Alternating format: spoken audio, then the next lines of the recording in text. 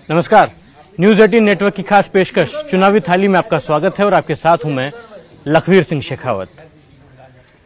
चुनाव के मतदान में अब ज्यादा समय नहीं बचा है, लिहाजा जो राजनेता हैं उनकी मशक्कत काफी हो गई है क्योंकि एक एक मतदाता तक पहुंच बनानी है। लिहाजा भोजन का समय निकाल पाना भी नेताओं के लिए मशक्कत भरा है। आज हम उपनेता प्रतिपक्ष और आमेर से भारतीय जनता पार्टी के प्रत्याशी सतीश पूनिया के साथ मौजूद हैं, जो कि इस वक्त एक कार्यकर्ता के घर पर भोजन के लिए रुके हैं। इनसे जानेंगे कि आखिरकार चुनाव के समय में किस प्रकार से ये टाइम निकाल पाते हैं भोजन के लिए। अब ज्यादा समय बचा नहीं है, चुनाव प्रचार अब ढलान की ओर है, ऐसे में भोजन के लिए किस प्रकार समय निकाल पाते हैं? मुश्किल ही है वैसे तो, बहुत बार तो गाड़ी में ही करना पड़ता है, कई बार मिलता नहीं है और कई बार ठीक ठाक मिल जाता है, समय की नजाकत के हिसाब से है। तो एक महीने में हर लिहाज से चुनौती है, खाने के हिसाब से, सोने के हिसाब से और कैंपेनिंग के हिसाब से। एक महीने की अग्नि परीक्षा, उसमें भोजन की भी जो स्थिति है वो विचित्र है, उसकी उपलब्धता भी अपने आप में चुनौतीपूर्ण है।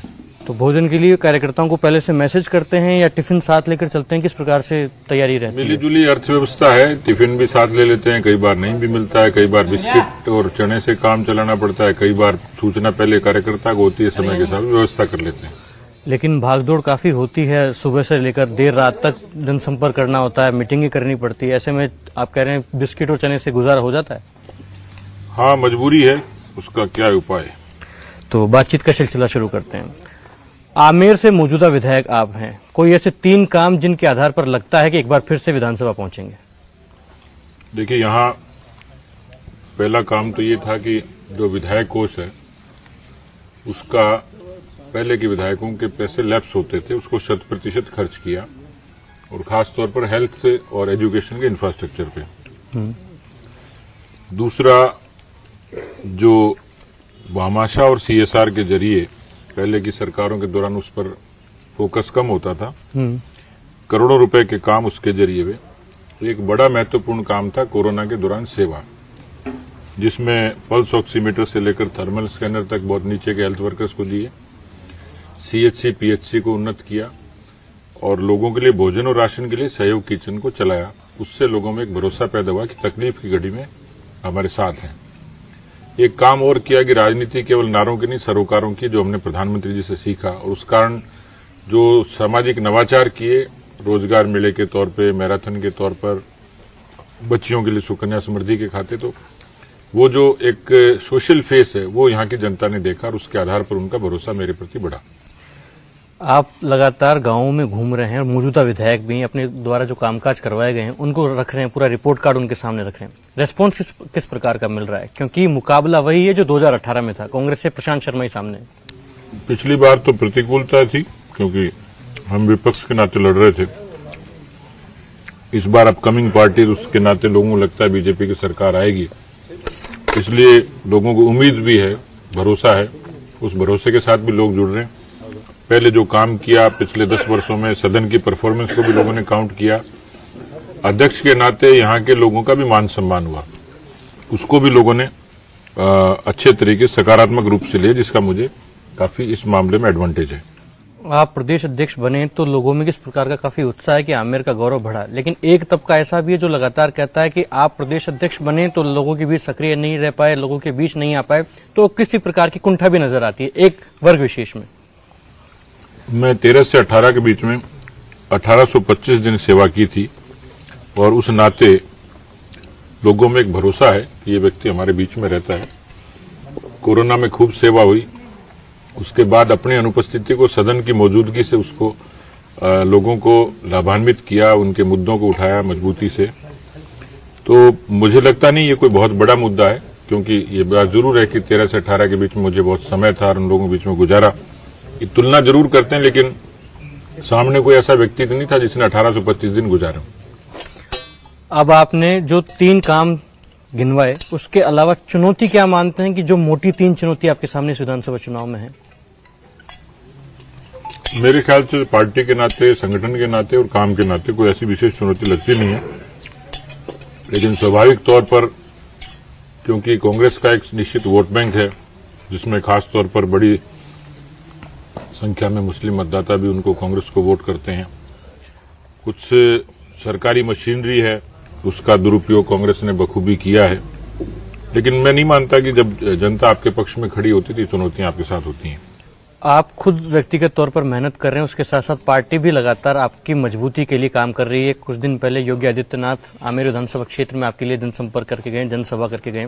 कितना फायदा मिलेगा, क्योंकि पिछले चुनाव में भी उन्होंने एक बड़ी सभा की थी और फलस्वरूप आप विधानसभा पहुंचे। योगी जी का आगमन नहीं, हमारे यहाँ उनका पगफेरा अच्छा है। पिछली बार भी जब वो आए थे तो आते ही उन्होंने कहा आप जीतेंगे, वो जीत का आशीर्वाद दे के गए। तो देश के वैचारिक मुद्दे उस पर लोग योगी जी को सुनना चाहते हैं, और जिस ढंग की डिलीवरी उन्होंने दी उसको एक बड़े वर्ग ने पसंद किया है, तो उससे कार्यकर्ताओं में उत्साह और जनता में भी। सतीश जी, आमेर विधानसभा क्षेत्र में आप जीत की बात कर रहे हैं, इसके साथ ही आप प्रदेश स्तर के नेता हैं, क्योंकि प्रदेश अध्यक्ष आप पिछले 3 साल रहे। किस प्रकार की स्थिति भारतीय जनता पार्टी की राजस्थान में देखते हैं?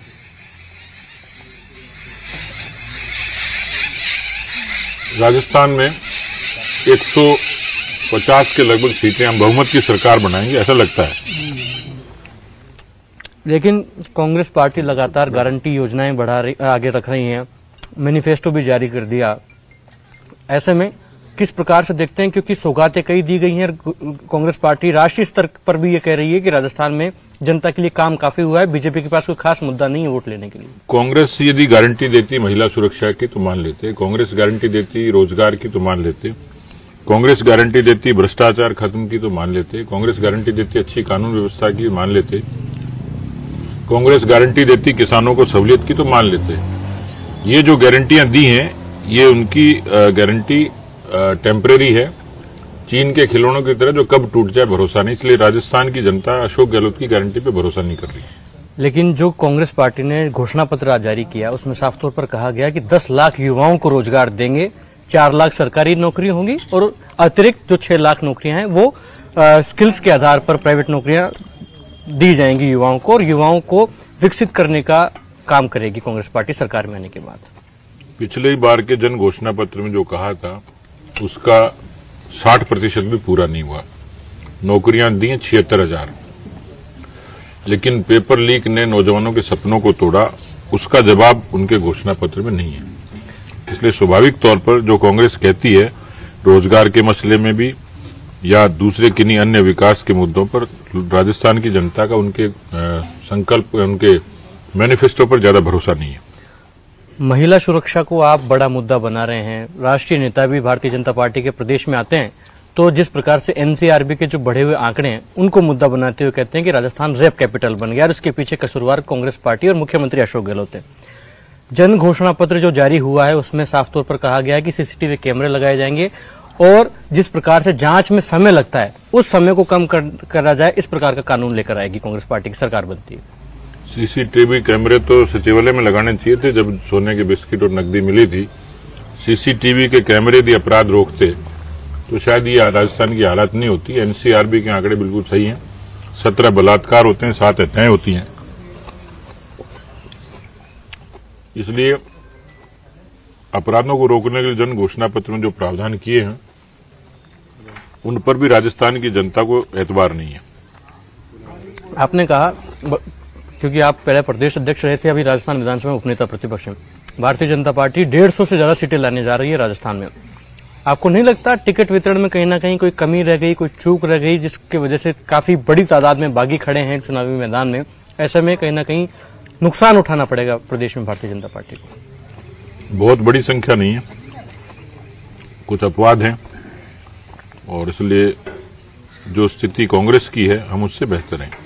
आगे आपको जनसभाओं में भी जाना है, पूरे दिन भर का हेक्टिक शेड्यूल है। फाइनल कमेंट चाहूंगा, आमेर सहित पूरे प्रदेश में किस प्रकार की बयार नजर आ रही है? मुख्य तौर पर अगर सरकार आती है तो चेहरा कौन होगा, क्रेडिट किसको जाएगा?